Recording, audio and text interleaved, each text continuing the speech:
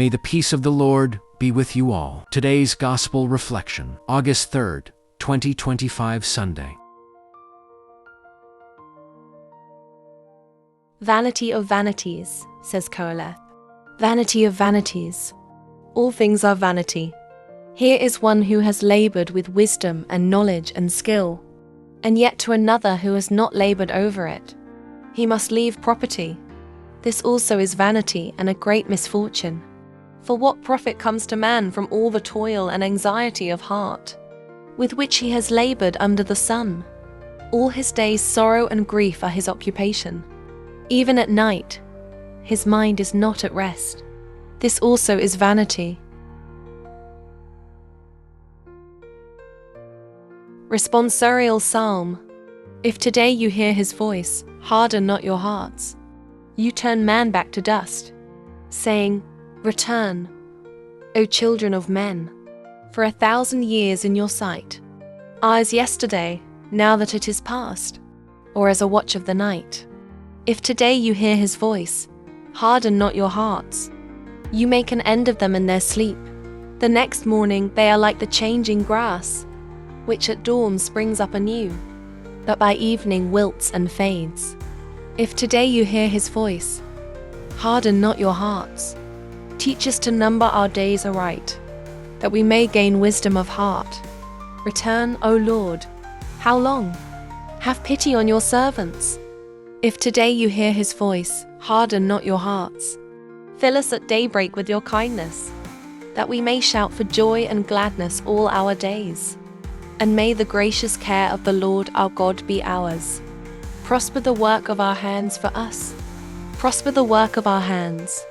If today you hear his voice, harden not your hearts. Brothers and sisters, if you were raised with Christ, seek what is above, where Christ is seated at the right hand of God.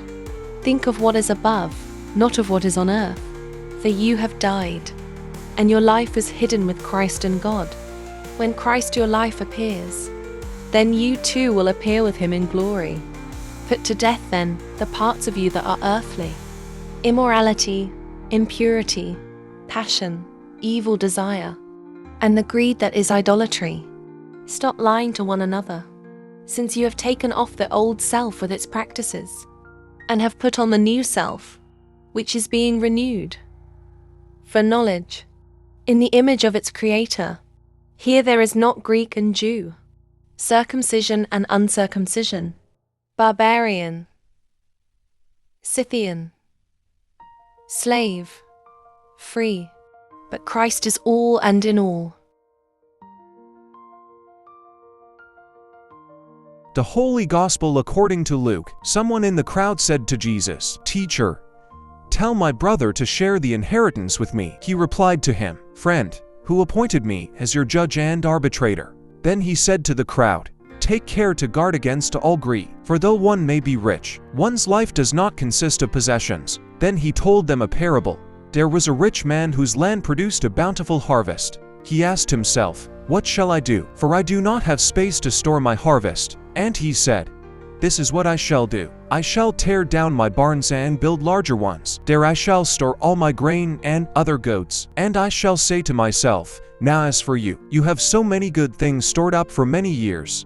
Rest, eat, drink, be merry." But God said to him, "You fool, this night your life will be demanded of you, and the things you have prepared, to whom will they belong? Thus will it be for all who store up treasure for themselves, but are not rich in what matters to God." The Gospel of the Lord.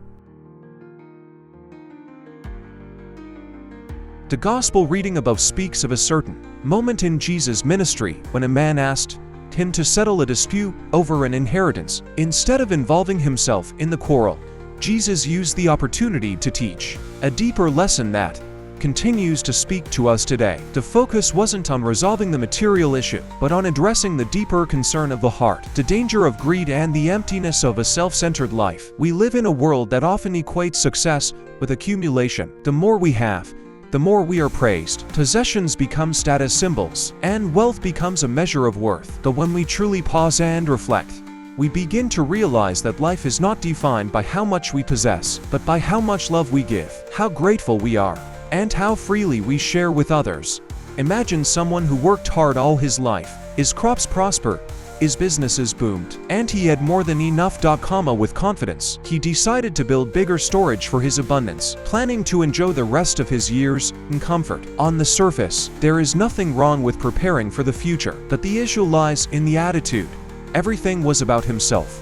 His plans did not include gratitude to God, nor did they involve helping others. It was all about storing, enjoying, and securing his own comfort. This is exactly the attitude of the rich fool in the parable above. It is easy to fall into this mindset, especially when we feel we've earned everything by our own efforts. We forget that every blessing, whether material, relational, or spiritual, is ultimately a gift.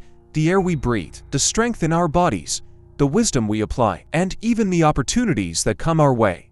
They all come from the one who graciously provides. Gratitude begins when we acknowledge that we are not owners but stewards. When gratitude fills our hearts, it naturally overflows into generosity. A grateful heart doesn't cling tightly to possessions, but sees them as tools to bless others. Whether it's sharing food with someone who is hungry, giving time to someone who is lonely, or offering resources to a cause that uplifts lives, these acts of sharing are reflections of a heart that is rich not just in material things but in love and compassion. There's a joy that comes from sharing that no amount of hoarded wealth can ever provide. The man in the story may have had full barns, but he had an empty soul. He thought his wealth could guarantee a long and happy life, but he didn't realize that life itself is fragile and unpredictable. In contrast, those who live with open hands and grateful hearts often discover a deeper kind of peace, the peace that comes from knowing they are part of something bigger than themselves. This message is a call to evaluate our hearts. Do we live with gratitude, or do we constantly crave more? Are we content, or are we endlessly chasing what we don't have? Are our lives marked by generosity, or do we hold tightly to what we consider ours? To live with gratitude is to remember that every day is a gift and every blessing is an opportunity to bless others. To live with generosity is to invest not in temporary storage, but in eternal impact, like touching lives, lifting burdens, and planting seeds of hope wherever we go. In the end, it's not the barns we build or the wealth we store that will define our legacy. It's the love we've shared, the lives we've touched, and the gratitude we've shown to the giver of all things. Let us live each day with thankful hearts and generous hands, and we will find that in giving, we receive far more than we could ever imagine.